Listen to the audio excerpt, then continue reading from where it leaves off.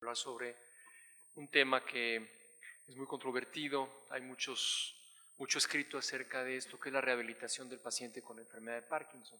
En lo que presentaba el doctor Guzmán, me hacía el honor de presentarme, ustedes pudieron ver este esquema en el cual se ve la secuencia, vamos a decir, normal en la que se maneja el desarrollo de un movimiento a nivel cortical, a nivel de ganglios basales, tálamo y posteriormente regreso a lo que es corteza. El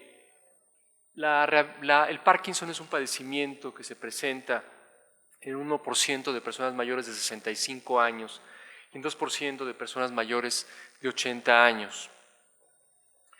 Hay alteraciones que no solamente son motoras, también tenemos alteraciones sensitivas, tenemos alteraciones urinarias, problemas de control urinario, tenemos problemas gastrointestinales, en cuanto a control también esfinteriano, alteraciones de la sexualidad, disfagia, que es un tema muy frecuente y que va de la mano con problemas del control de la salivación, que anteriormente se consideraba como cealorrea, pero en realidad es un problema de control de la saliva. La saliva se produce de una manera normal, el problema es que no hay una capacidad de deglutirla y entonces viene lo que consideramos como cealorrea o la salivación de la misma. Sueño, problemas de sueño en cuanto al ritmo, puede ser que el ciclo esté invertido, inclusive la gente duerme más durante el día que en la noche, y esto es algo que tiene que manejarse también en rehabilitación de manera interdisciplinaria.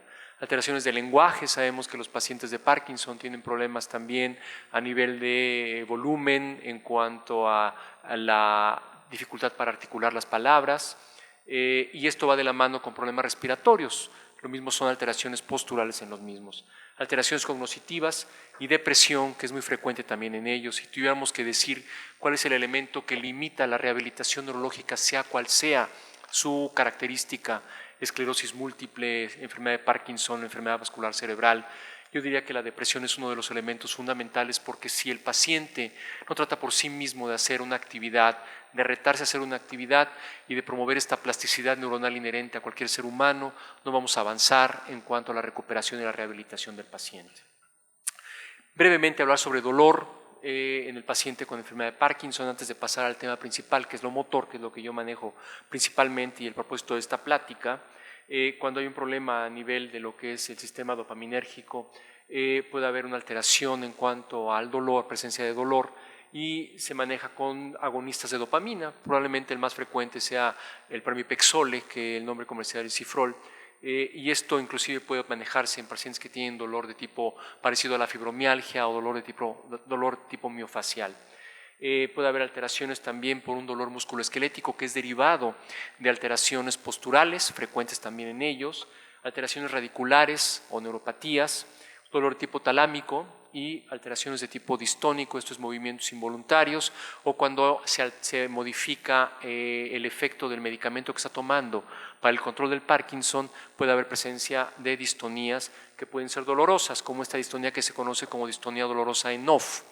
En esta puede haber un movimiento involuntario en inversión del pie, y lo que se hace, y que es un poco controvertido también en cuanto al manejo, es la aplicación de toxina botulínica en los músculos que ven ustedes ahí, tibial posterior, que es TPET, tibial anterior, en los gastronemios, en el extensor y flexor del primer dedo.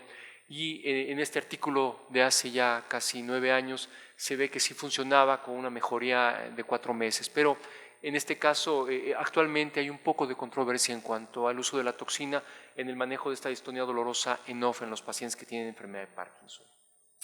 La depresión que les mencionaba, que no es cosa menor, se presenta en un 3% en el estudio de Hans, y en otros pacientes vemos que los que tienen un nivel 1, 3 y 4 de Fenuyard presentan depresión también, o puede haber alteraciones también cognitivas que se asocian a la presencia de la depresión. Entonces, siempre pensar en manejar al paciente de manera interdisciplinaria en el paciente que tiene enfermedad de Parkinson.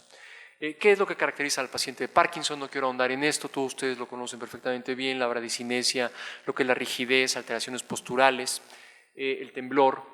Entonces tenemos que buscar estrategias. El paciente con Parkinson se ha comprobado que aprovecha mucho mejor las estrategias medicamentosas e inclusive nosotros en el Instituto Nacional de Neurología y Neurocirugía Manuel Velasco Suárez tenemos también varios pacientes que son intervenidos quirúrgicamente con la aplicación de estimuladores a nivel de globo pálido, a nivel de ganglios basales, para modular un poco más este impulso que es de dopaminérgico a nivel de ganglios basales, y establecemos programas de rehabilitación con ellos para aprovechar mucho mejor la aplicación de esta cirugía. Los neurólogos y neurocirujanos en el instituto donde yo laboro ya trabajan de una manera muy interdisciplinaria con nosotros y el resultado ha sido muy favorable. Ya no tenemos que estar esperando a que el paciente espere varias semanas para el manejo interdisciplinario, y esto ha probado aprovechar mucho mejor sea el tratamiento que se maneje medicamentoso o quirúrgico para la recuperación y el aprovechamiento de esta estrategia. En cuanto a la evaluación, existen varias evaluaciones que se pueden aprovechar en cuanto al paciente de Parkinson. Algunas evaluaciones no las aplicamos a nivel de consulta regularmente porque demandan mucho tiempo, pero sí pueden utilizarse en cuanto a investigaciones como la UPDRS, que es la unificada de Parkinson, o la escala de Genuyar, que es un poco más rápida en cuanto a la aplicación en consulta. Pero en rehabilitación utilizamos otras escalas que se traducen en una mejoría, que es la FIM, que significa Functional Independence Measure, que quiere decir medición de independencia funcional, que cubre 76 ítems y que permite saber qué tan independientes son para vestido, higiene, alimentación, traslados. Y otras escalas que pueden aplicarse como escalas de velocidad de marcha, en la cual nosotros inferimos que si nuestra estrategia funcionó, sea cual sea nuestra estrategia, y el paciente deambula de una manera más rápida, inferimos que nuestra estrategia fue favorable y por disminución de la velocidad pensamos que está mucho mejor el paciente. Escalas de equilibrio que no se recomienda solamente hacerla de manera estática, sino también de manera dinámica, porque como veremos posteriormente en esta plática, lo que se evalúa de manera estática no tiene por qué traducirse en una mejoría de manera dinámica. Entonces, tratar de integrar las escalas que sean mucho más útiles para cada paciente. Yo siempre promuevo estos niveles de evaluación si son residentes de rehabilitación o gente que quiere interesarse en la evaluación del paciente neurológico.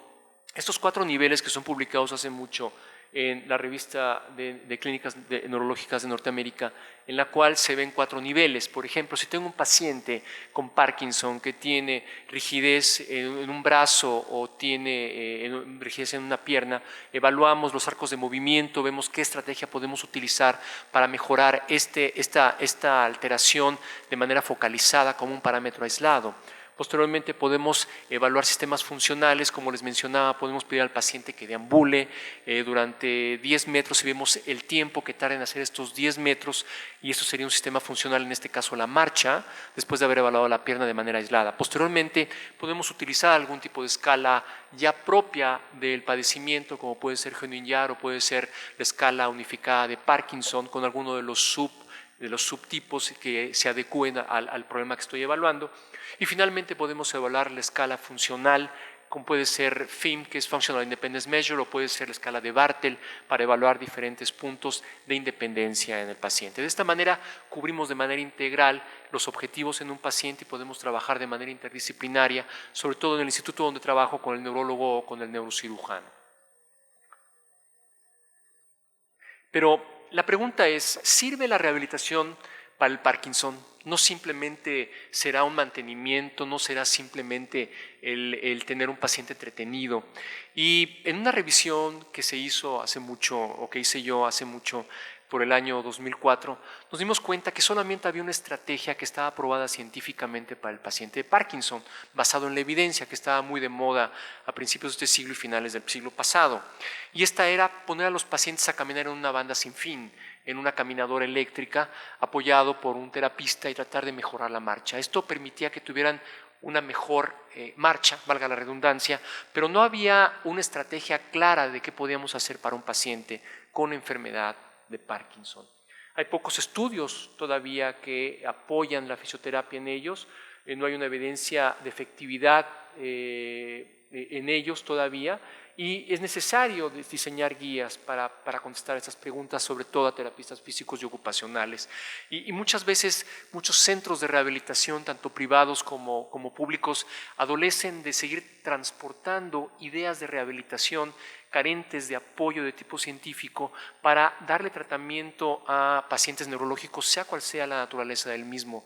Hay un dicho en Estados Unidos que dice que cuando tienes un martillo, crees que todos los problemas son clavos, entonces crees que lo que sirve para un niño que tuvo un problema al nacimiento con parálisis cerebral o que tiene un problema de genopatía, va a servirle también para un paciente adulto con Parkinson o con esclerosis múltiple. Es un error garrafal. Entonces debemos ser cuidadosos en qué estamos brindando a los pacientes con problemas neurológicos. Por lo tanto, necesitamos tener más investigación, yo los invito a que hagan más investigación y tratar de buscar coordinar con institutos que brinden educación a los terapistas y a los médicos para tratar de reinventar un poco más qué se debe hacer. Menciono aquí a uno de los padres de la rehabilitación neurológica, Heinrich Frenkel, que es admirable lo que hacía en este siglo, en el siglo XIX, y él inicia de manera muy empírica, de manera personal, qué es lo que se puede hacer para mejorar en la ataxia tabética a los pacientes que presentaban esto en aquella época. No está corriendo. En su centro de rehabilitación. Y finalmente, lo interesante, y me da pena decirlo a veces porque yo me considero un estudioso a fondo de la rehabilitación neurológica, se siguen haciendo todavía terapias de este tipo que se llaman terapias de Frenkel, que son diseñadas en aquella época. Lo interesante es que siguen siendo efectivas muchas de ellas, como esta terapia en la que se busca coordinar movimientos, pero de todos modos nos hemos quedado dormidos durante muchos años y tenemos que trabajar en tratar de diseñar estrategias mucho más rápidas para que se traduzcan en un beneficio para el paciente. Voy a hablar ahora de alteraciones motoras, que es lo que me pidió el doctor Guzmán que presentara en este congreso, y voy a dividir en tres partes mi presentación. Las alteraciones motoras, como ustedes pueden ver, podemos abordarlas desde una estrategia de entrenamiento, manejo de secuelas musculoesqueléticas y la promoción de actividades físicas y la prevención de caídas. La primera parte de la estrategia de entrenamiento son estrategias compensatorias que tratamos de buscar vías alternas a los ganglios basales, a este funcionamiento que presenté al inicio con este esquema o esta secuencia de zona primaria cortical M1 que va a ganglios basales, va a tálamo y regresa de una manera muy sencilla que lo estoy comentando en este momento, y buscamos vías alternas para tratar de sustituir o compensar esto. No curar. En este caso, no podemos ser tan ambiciosos para curar esto con rehabilitación y estas vías alternas, pero sí buscar una vía alterna que nos pueda brindar una mejor calidad de vida y buscar estrategias de aprendizaje por medio de la práctica. Como paréntesis, entender que la rehabilitación neurológica se debe definir como un proceso de aprendizaje entre el médico, el paciente y los familiares para poder brindar un tratamiento mucho más completo. La primera parte del aprendizaje, de manera muy sencilla, tenemos que abordar dos puntos. Una que es la cognoscitiva o cognitiva y otra que es la de asociación. La cognitiva es aquella en la que pedimos al paciente, en este caso el Parkinson, y transportándolo al paciente de Parkinson, que ponga mucha atención en lo que se está haciendo, que trate de incorporarlo, todos esos conocimientos, integrarlos y tratar de traducirlo en una función que sea útil para él, a diferencia de una asociativa en la cual finalmente sí, por repetición, sin tratar de entender este procedimiento, puede repetir el movimiento de una manera mucho más fácil, que es lo que hacemos regularmente. En este caso, el tratar de hacer un movimiento coordinado demanda mucha información, mucha coordinación, y durante mucho tiempo se estuvo promoviendo en rehabilitación neurológica que debemos tratar de profundizar o impactar en algo que se conoce como memorias multimusculares o engramas. Y estas teorías de 1975-76 de Kotke, en cuanto está repitiendo un movimiento y había un momento de adquisición del movimiento y un momento de consolidación del mismo, podemos hacerlos un poco ya más rápido, brincándonos esos procesos que son un poco tardíos y que en esa época le decía el médico al paciente, bueno, estás en etapa de consolidación, vas a tardar mucho más en recuperar este movimiento, y finalmente son ideas un poquito no tan eficientes, podemos decir de esa manera, sino que tenemos que buscar ideas un poquito más rápidas para el paciente de Parkinson. ¿Qué es lo que hacemos muchas veces nosotros al tratar de aprender a topar una raqueta y aprender a pegar una pelota, o queremos patear un balón, o qué hace un niño cuando quiere aprender a patear un balón? Bueno, le damos el balón y él por imitación, por repetición, empieza a recuperar, empieza a aprender este movimiento sin necesidad de estar digiriendo y desglosando movimientos para aprenderlo. Y esto se conoce como un procedimiento procedural o implícito. El conocimiento se adquiere por exposición a la información, hay práctica y múltiples repeticiones y se va haciendo este movimiento de manera automática hasta que lo hacemos mucho más rápido y es mucho más útil. Por otro lado, y esto lo pongo ahí la niña y el niño porque las mujeres muchas veces son más cuidadosillas y tratan siempre de seguir todo al pie de la letra, y el niño agarra el avioncito y trata de armarlo como puede. El declarativo o explícito se refiere a que necesitamos la información, tenemos que razonar esta información, hay una presentación de materiales que tenemos que brindarle a la persona para que ésta vaya aprendiendo a hacer este movimiento. Y esto es uno de los fundamentos de lo que se está utilizando ahorita en Parkinson y que se conocen como guías sensoriales externas o guías externas. Y el procedimiento declarativo es aquel que trata precisamente de brincarnos este sistema con guías externas. ¿Qué es lo que tenemos que hacer con el paciente de Parkinson? Tenemos que tratar de romper el movimiento en secuencias y tenemos que ir repitiendo el movimiento varias veces hasta ir integrando varios movimientos y que él pueda procesarlo de una manera más rápida. El paciente de Parkinson es un paciente que tiene mucha dificultad para procesar definitivamente información. Tenemos que ser muy pacientes con ellos. Tenemos que también determinar en la primera evaluación qué movimiento es el que va a tener un mayor impacto para que sea independiente él. Cada secuencia tenemos que irla estimulando a que la hagan de manera consciente y, como dice ahí en la penúltima línea, no meter actividades simultáneas cognitivas y motoras y utilizar guías sensoriales. Esto es muy importante. Guías sensoriales se refiere, y si a lo mejor alguien recuerda una película de Robert De Niro y Robin Williams, el fallecido, que se llamaba Despertares, en la que precisamente se ve que el médico le da medicamentos a los pacientes que tienen problemas de control motor. Una de las viejitas de este lugar donde están los pacientes hospitalizados le dan el medicamento, pero no quiere pararse a caminar como los demás pacientes, y es que ella quiere caminar en el piso que tiene la cuadrícula blanca y negra. Finalmente esto se traduce en una guía sensorial y está brincando todo lo que es el sistema vamos a decir, normal de todo el eje que acabo de mencionar, normal en cuanto al inicio del movimiento. Y existen muchas guías que han sido desarrolladas para tratar de ayudar al paciente con Parkinson a que sea más eficiente. Por ejemplo, el desarrollo de guías sensoriales visuales, como un bastón con una línea láser al piso, y el paciente que tiene dificultad para iniciar un movimiento o que tiene esto que se conoce como congelamiento de marcha o en inglés freezing of gait, al ver este punto en el piso es una guía sensorial que permite brincarse el sistema o el eje entre comillas normal que se tiene y brincarse a otro sistema que va a permitirle iniciar el movimiento de manera más eficiente. Este otro estudio que se hizo con 17 pacientes fue con unas guías sensoriales y audífonos en pacientes con Parkinson. Y lo que sucede es que si ustedes ven abajo a la derecha en el cinturón, tiene un sensor, una antenita que toca el tronco y tiene unos audífonos. Entonces, cada vez que el paciente deja de moverse de una manera simultánea o coordinada o con una cadencia, o cada vez que su tronco se modifica en cuanto al contacto con este sensor, manda un estímulo inmediatamente para tratar de avisarle que está disminuyendo su postura, su posición, y entonces el paciente inmediatamente trata de recuperar la posición adecuada, y esto se llama retroalimentación biológica, y tratamos también de que esto se traduzca en que sea mucho más eficiente el paciente. Volviendo al tema de la película Despertar, uno probablemente de los menos útiles para los pacientes con Parkinson son los lentes con cuadrícula. Esto fue desarrollado ya hace mucho tiempo, desde principios de los años 90, y se ponían unos lentes que donde viera el paciente tenía una cuadrícula en el piso y esto le permitía dar los pasos de una manera más eficiente. Ahora, no tiene que ser la guía sensorial tan sofisticada. Si nosotros podemos ponerle en los tacones algunos metales como las botas de los militares para que estén escuchando el sonido, eso es una guía sensorial también que puede permitir que el paciente pueda caminar de una manera mucho más eficiente también.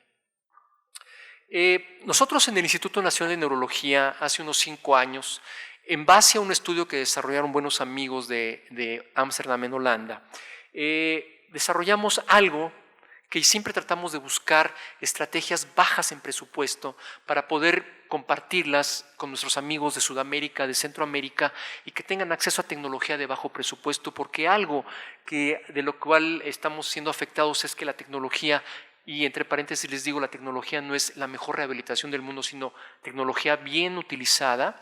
La tecnología es muy cara.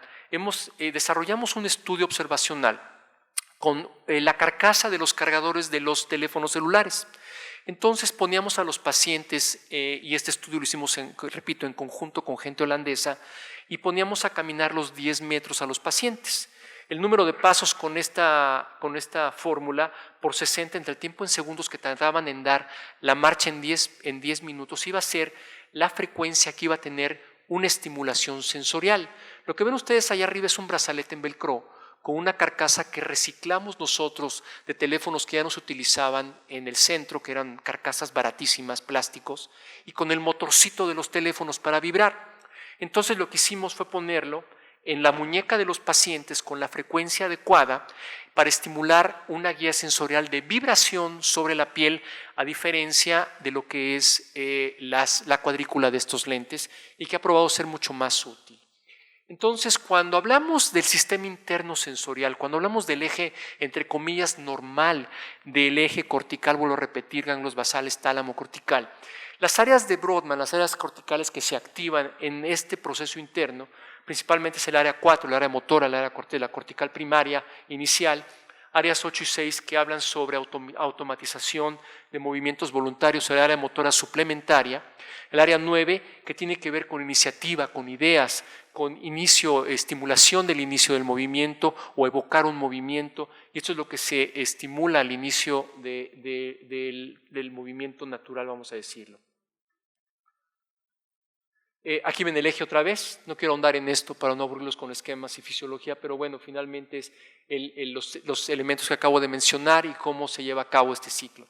Pero cuando hablamos de la vía externa, cuando voy a utilizar una guía sensorial externa, y ahorita van a ver unos videos de pacientes con esto, se activan otras áreas que normalmente no se activan tanto en el paciente que no tiene Parkinson. Entonces, áreas como 1, 2 y 3, que son áreas somatosensoriales que perciben sensitivamente, valga la redundancia, la información que llega al cerebro, el área motora suplementaria, que es el área 6, que no va a dar el movimiento, sino que complementa el movimiento iniciado por el área 4, 5 y 7, que lo que hacen es conjuntar toda la información que llega sensitiva y darle un significado útil a la persona, o área 40 también, que integra interrelación de información sensitiva.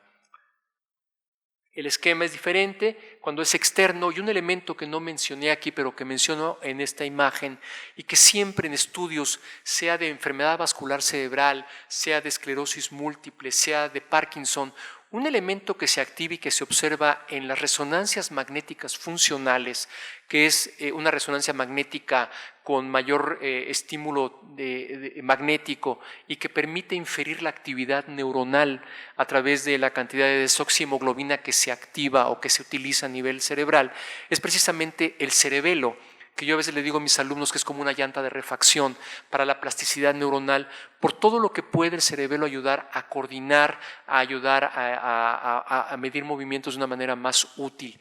Entonces, en estos elementos que mencioné previamente, de manera externa, se agrega el cerebelo, que es uno de los elementos también fundamentales y que va a servirnos para el uso de guías externas.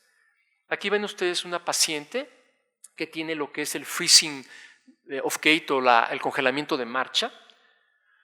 Ven ustedes cómo ella utiliza el bastón como una guía sensorial y vean cómo la cuadrícula se sirve como una guía sensorial. Aquí el siguiente, vean ustedes como sin la guía, el congelamiento de marcha es como si estuviera con los pies dentro de un cemento, no puede mover para nada, no puede iniciar el movimiento, está pegada al piso. Aparte de que el video corre lento, se ve más pegada al piso, pero finalmente está pegada al piso. Y esto es porque hay alteración. Si me pasa la que sigue.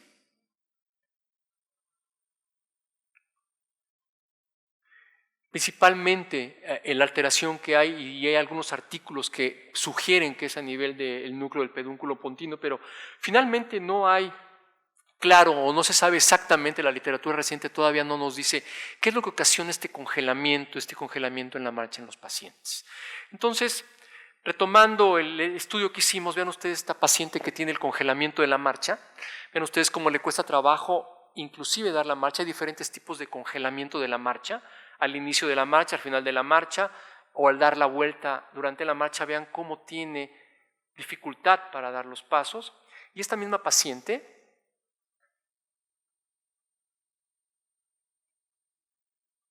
lo que hicimos fue poner el sensor que ven ustedes en el brazo y vean cómo con la vibración y la frecuencia correcta podemos apoyar al neurólogo o al neurocirujano. Se aplicó un estímulo con una cirugía a nivel de estimulación eléctrica a nivel intracortical, o si está manejando medicamentos, cómo el estímulo que está recibiendo ella va estimulando a que pueda hacer la marcha de una manera mucho más útil y darle una buena calidad de vida. En el estudio que hicimos de la caminata de 10 metros, se vio que disminuía la velocidad y por lo tanto inferimos que el uso de este brazalete con la guía sensorial mejoraba la marcha en estos pacientes, lo cual fue bastante bueno. Y en la pregunta 14 de esta escala unificada de Parkinson, de la que les hice mención al inicio de esta presentación, vimos que de los 13 pacientes, 12 pacientes bajaron un punto en el ítem o en el tema, el punto que toca precisamente lo que es el congelamiento. Entonces, para este tema del congelamiento tenemos una opción que puede servir a los pacientes. Aquí ven ustedes un paciente que tiene también problemas de coordinación durante la marcha, no tanto que tenga un congelamiento, tiene Parkinson. Es el mismo paciente, nada más que no quiso que lo grabáramos de frente. Le pedimos que camine sobre la línea amarilla. Vamos a la otra. Vean la frecuencia de los pasos, vean la posición, vean no hay braceo. Y el mismo paciente, vean ustedes con el estimulador sensorial que va debajo de la chamarra, del saco. Entonces, esto es una opción que debemos tomar en cuenta, que es muy sencillo. Inclusive si uno busca aplicaciones de Apple, hay aplicaciones que tienen ya hasta la vibración que pueden poner en el cinturón del paciente que tiene el Parkinson. Lo que nos ha limitado a promover esto es que los pacientes con Parkinson no alcanzan a procesar muy bien el manejo del telefonito. Entonces hemos retomado el estudio y estamos ya desarrollando de nueva cuenta esto con el apoyo obviamente de las autoridades del Instituto Nacional de Neurología y Neurocirugía para poder promoverla con nuestros pacientes y los grupos de apoyo. ¿Qué sucede con esto? Tiene un efecto como bastón, no es algo que vaya a ser sustentable, que vaya a ser robusto.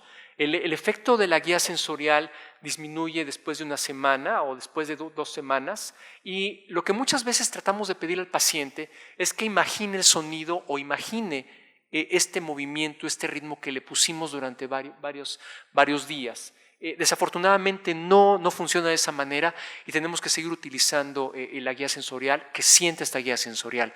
Yo diría que el único ejemplo es como una persona que necesita un bastón y le quitamos el bastón y pensamos que va a caminar mejor sin el bastón.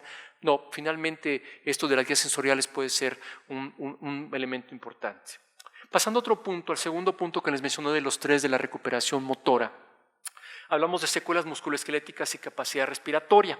Y quiero aquí hacer nada más un paréntesis también en cuanto al efecto que puede tener la rehabilitación y el ejercicio en cualquier persona como nosotros. No, este estudio no se hizo en Parkinson, sino que este estudio lo hizo Buchmann en el año 2007 en 850 pacientes con un promedio de 80 años.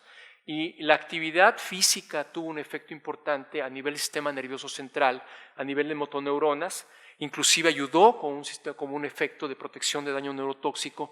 Y finalmente, si somos claros, si somos más pragmáticos, olvidémonos de todo lo que nos anuncian en la televisión, pongámonos a hacer ejercicio y esto finalmente de manera natural nos va a ayudar a tener una mejor capacidad, tanto mental como física, y esto se traduce también en un mejor desempeño. Pero, ¿qué tanto puede ayudar el ejercicio para los niveles de dopamina? En este estudio de Goetz del año 93, ya un poquito antiguo, se vio que el ejercicio ayudaba a mantener los niveles altos de la dopamina. Entonces, si nosotros, esta prueba, es una prueba que se llama Get Up and Go Test, en la cual el paciente se levanta, da 3 pasos y regresa, y se vio también en este estudio también que había un aumento también de lo que es los niveles de dopamina. Entonces, lo que quiero transmitirles a ustedes el día de hoy es que el ejercicio y la rehabilitación no debe ser nada más un mantenimiento. Sabemos que el desenlace no es bueno en el paciente de Parkinson, que es progresivo, pero podemos brindarle una buena calidad de vida y podemos aprovechar los efectos. Se ha visto en diferentes estrategias medicamentosas que la rehabilitación bien aplicada inclusive ayuda a disminuir la cantidad de medicamentos que el neurólogo tenga que brindarle al paciente. Ejercicios posturales, ejercicios para que tenga una buena capacidad respiratoria. Este video a ver si corre. Y en estos pacientes lo que hacemos es de manera conjunta, lo que ven ustedes es la terapista de lenguaje de mi departamento, en el cual el paciente aprende a hacer una respiración diafragmática, a sostener el volumen de la voz a través de hacer ejercicios respiratorios, y cubrimos 2 elementos, que es mejorar la voz y tratar de que tenga una mejor capacidad respiratoria. Todo lo que es rehabilitación neurológica va en contra de una rehabilitación hasta cierto punto dependiente. Lo que hacemos es empoderar al paciente del conocimiento y a los familiares, y esto ha probado ser mucho más efectivo en casa, porque el paciente de Parkinson específicamente, dependiendo del efecto del medicamento, muchas veces no está en disponibilidad o el efecto del medicamento no está presente y no va a aprovechar el momento de la rehabilitación. En cuanto a ejercicio, hay muchos estudios, hay ejercicios en cuanto se ponen aparatos muy sofisticados como este, que se pide que hagan ejercicios durante por 12 semanas, y se vio en este estudio de Dibble del año 2009 en el cual podía haber un aumento del volumen muscular, la potencia. Finalmente, esto es ayudar al paciente y dar una mejor calidad de vida para que tenga una mejor capacidad. Y si no tienen aparatos sofisticados como este, pueden ponerlo en una rampa y ponerlo a hacer ejercicios también, con ayuda obviamente de un terapista, para que aproveche esto. O ejercicios con bandas, con ligas, y tratar también de hacerlo creativo. El paciente de Parkinson tiende a ser muy indolente muchas veces de manera natural, o tiende a desmotivarse mucho en la rehabilitación. Entonces, tratar de hacer creativa la rehabilitación también es un elemento fundamental, pero repito, empoderarlo y tratar de que lo haga sobre todo en casa cuando tenga el efecto adecuado de los medicamentos. Programa específico podemos complementarlo también con el programa de fortalecimiento, y esto puede ser enfocado a tronco o extremidades. Podemos pedirle que haga un ejercicio aeróbico, podemos fortalecerlo o hacer estiramientos y dejarle esto como una tarea. El programa general en grupo o individual es lo mismo, podemos hacer ejercicios para que el paciente sepa cómo pasarse de la silla a la cama, que se llaman transferencias, enseñarle a mejorar el equilibrio durante la marcha, o lo que acaban de ver ustedes como lenguaje y respiración, que va a tener también un impacto a nivel de la musculatura respiratoria, a nivel de tronco.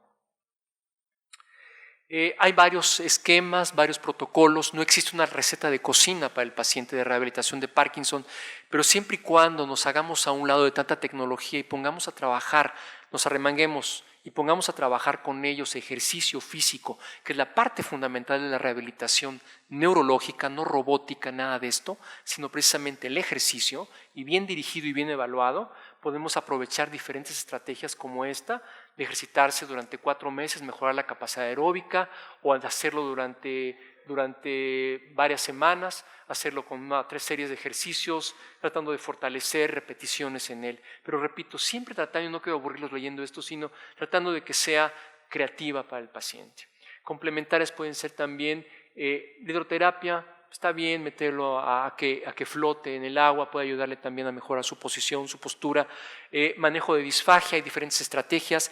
Hay estrategias muy nuevas actualmente en la cual se busca poner electrodos de superficie a nivel del cuello, y lo que hacemos es estimular músculos suprayoideos para tratar de mover el hueso yoides de una manera anterior y superior y tratar de abrir el esfínter cricofaringeo y que pueda el paciente tener una mejor deglución. Pero no solamente el efecto de la corriente eléctrica va a tener un impacto en la musculatura, y habrá gente aquí que me diga, bueno, pero también el esternoyoideo va a hacer que se baje el yoides, ¿no? Bueno, esto es muy controvertido, pero finalmente la corriente eléctrica ayuda a fortalecer esta musculatura.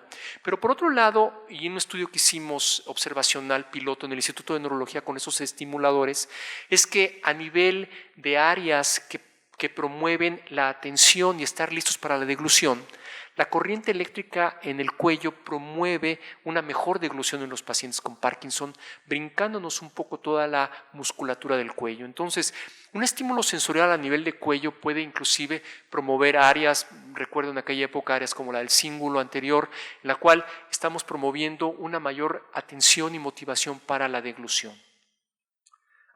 Y puede haber también estimulación eléctrica para complemento, fortalecer y enseñarles algo que se llama conservación de la energía. Que esto surge con pacientes de artritis reumatoide, y lo que hacemos es pedirles a los pacientes que lleven una agenda, que lleven una bitácora para que no gasten su energía demasiado. Por ejemplo, si vive en una casa de 2 pisos o vive en un edificio, si va a bajar, que diga cuáles son sus metas para bajar y no esté subiendo y bajando para no agotarse y poder tener un día mucho más eficiente. El aprendizaje, repito, y siempre hago mucho hincapié en esto, es familia, es tratar de que el paciente se incorpore, y lo que prueba ser un elemento fundamental para la rehabilitación del paciente con Parkinson son los grupos de apoyo, hacer grupos de trabajo con diferentes pacientes de Parkinson. Se motivan, no compiten, pero se complementan, y esto es un ejemplo de lo que se hace en el Instituto de Neurología, que no necesitamos mucho presupuesto, simplemente organización y buscar las metas claras. Por último, la promoción de actividades físicas y la prevención de caídas, que es fundamental. Y yo siempre, cuando hablo de rehabilitación neurológica, le digo a los asistentes que el paciente no se cae simplemente cuando toca el piso, sino que el paciente que se pasa deteniendo de las paredes constantemente tiene caídas que se denominan caídas verticales. Este paciente sigue cayendo y en cualquier momento puede caer al piso. Entonces, el paciente que no se detiene de las paredes no tiene caídas, pero si está deteniéndose de las paredes se conoce como caída vertical. El paciente debe hacerse responsable de su ejercicio y de su actividad física, y debemos tratar de motivarlo a que se adhiera a un proceso de rehabilitación.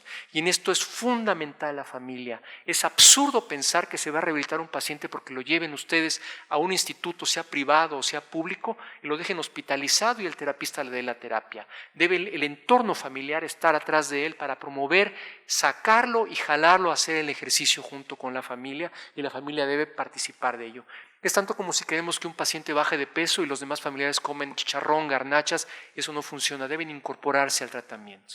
¿Cómo podemos integrar al paciente para que no se aburra con tanto ejercicio de fortalecimiento? Hay infinidad de artículos que hablan sobre clases de tango, baile, etcétera, como este artículo, que está en inglés, en el cual te promueven que el impacto semanal de la clase de baile ayuda a la movilidad funcional y la calidad de vida en los pacientes que tienen enfermedad de Parkinson, escrito por el señor Corroll, me parece, al fondo, ¿no? Entonces, estas revistas lo que promueven es que hay que ser creativos en cuanto a la rehabilitación del paciente con Parkinson. En el Instituto Nacional de Neurología y Neurocirugía, y perdón que lo mencione tanto, pero yo vengo a presentar lo que yo hago, no les vengo a repetir libros. Tenemos grupos de apoyo en los cuales invitamos a los familiares de los pacientes y a los pacientes mismos a hacer precisamente grupos de apoyos para apoyar al elemento fundamental de la rehabilitación neurológica. Y no es el neurocirujano, ni es el rehabilitador, ni es el terapista, y que se llama cuidador. Y el cuidador es el que tenemos que apoyar para que esté sabiendo qué hacer con el paciente y cómo ser un elemento de enlace con los demás elementos de la rehabilitación de manera interdisciplinaria.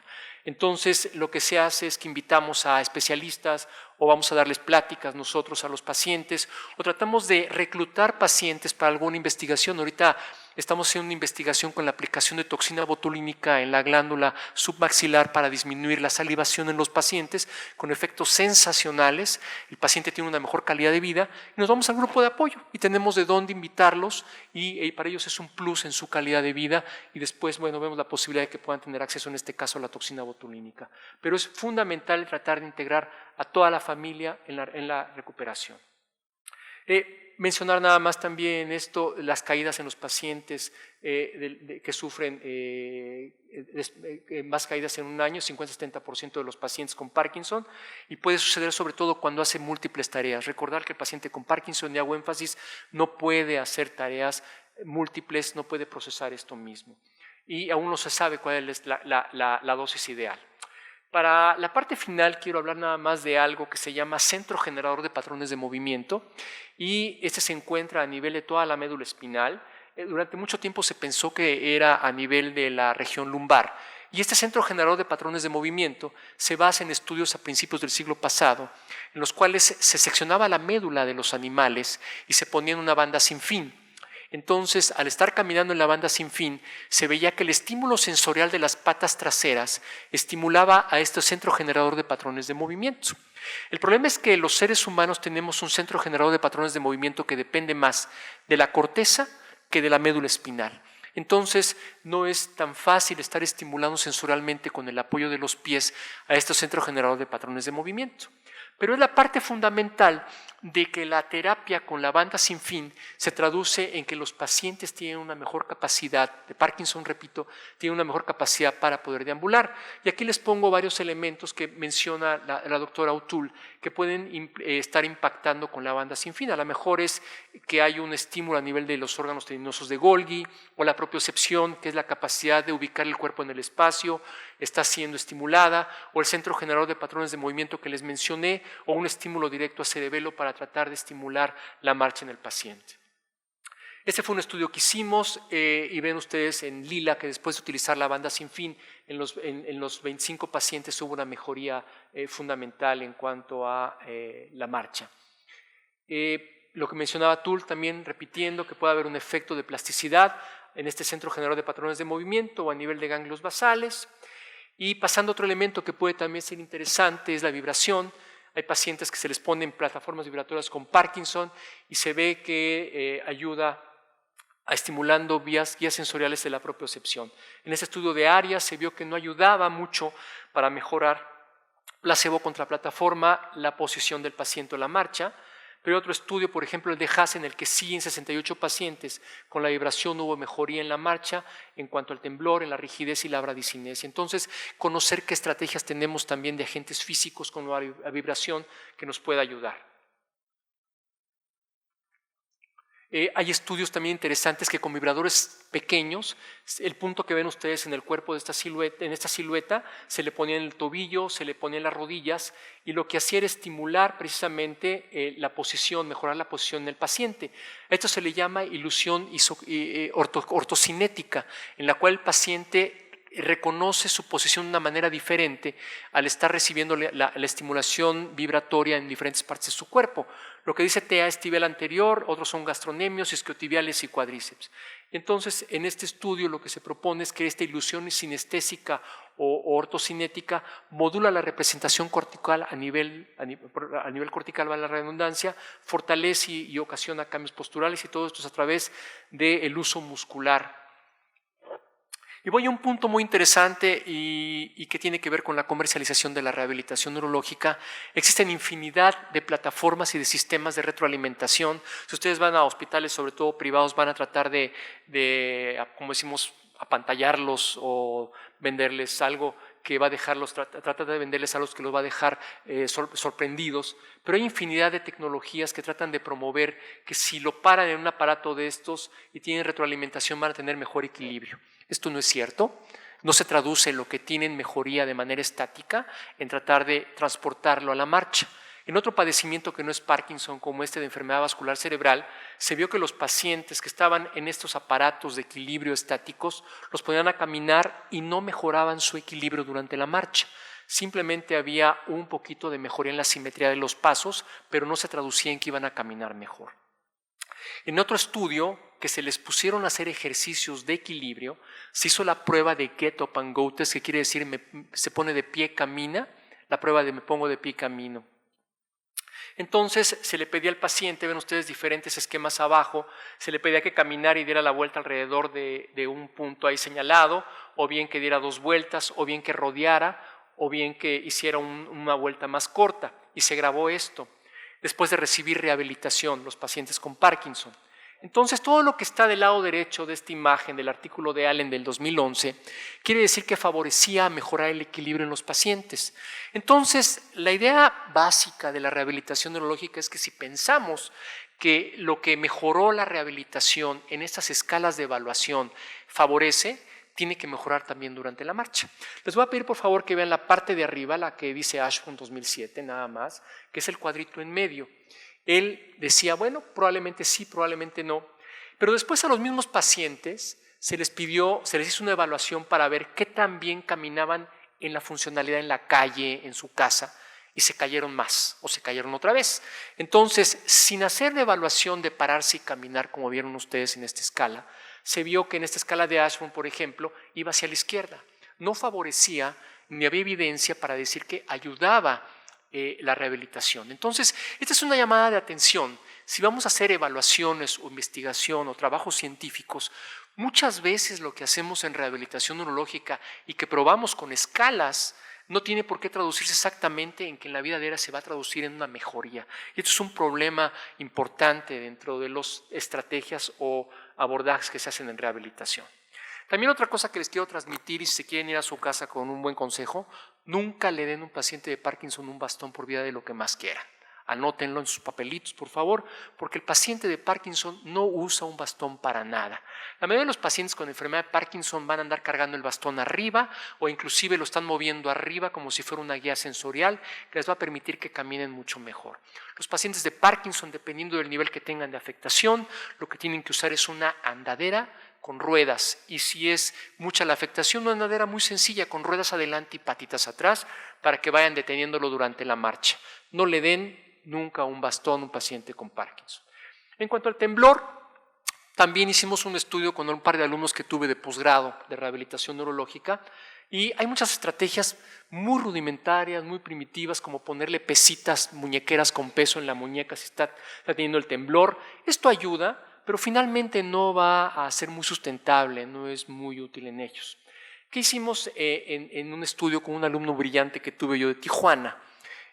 Lo que hicimos, inclusive lo publicamos en la revista del Instituto de Neurología, el razonamiento que hizo él, que se le permitió en cuanto al Consejo de Investigación del Instituto, es que él se basó en un estudio también previo de Rice, en el que decía que los antieméticos como el ondansetron actuaban modulando un poco lo que era el temblor en los pacientes que tenían Parkinson. Y él lo que hizo fue, en base a puntos de acupuntura, un punto de acupuntura que tiene una relación hacia el punto de lo que es el vómito. Y aplicó un aparato que llamamos TENS, que quiere decir estimulación neuroestimulador transcutáneo. Y lo que él promovía es que si poníamos nosotros la corriente eléctrica en la muñeca, íbamos nosotros a estimular a través del nervio mediano hacia lo que es sistema reticular a nivel de tallo cerebral e íbamos a disminuir el temblor, en pocas palabras. Entonces, él menciona que a nivel de la vía serotoninérgica de núcleos del RAFE participan en la producción del temblor y que si yo mandaba el estímulo por este punto de acupuntura por el nervio mediano con este aparatito que cuesta 850 pesos no dólares, y se lo poníamos 10 minutitos en la muñeca, iba a mejorar el paciente. Lo que hicimos fue evaluar el temblor con una cosa que se llama acelerómetro, que es lo que tiene en la muñeca esta paciente, y lo que hace es ver qué tanto se mueve durante el día. Es como un holter en un paciente que tiene un problema cardíaco. Lo tenía durante una semana y lo que evaluamos fue ver qué tanto movimiento tenía en la mano de temblor. Interesantísimo, los pacientes disminuyeron su temblor de 24 horas, 19 horas en promedio. Sensacional. Y lo que hacemos con los pacientes es decirles que usen un TENS que cuesta 850 pesos y traducirlo en mejoría para ellos. Y hemos visto una buena aceptación de los pacientes. Lo interesante es que yo no sé qué pasa, a veces el gremio de rehabilitación es un poquito, no quiero hablar mal de ellos porque yo formo parte de ellos, pero no les interesa mucho esto y quieren seguir haciendo muchas de las terapias que hacen. Para terminar, conclusiones, tenemos que hacer diferentes niveles de enseñanza en el paciente con Parkinson. Las estrategias tienen diferentes resultados, son variables. El trabajo interdisciplinario, incluyendo a la familia, es fundamental y debemos brindar una buena calidad de vida, como esta señora suiza en Zúrich, que no le importa con su andadera y se integra a la vida diaria. Muchas gracias.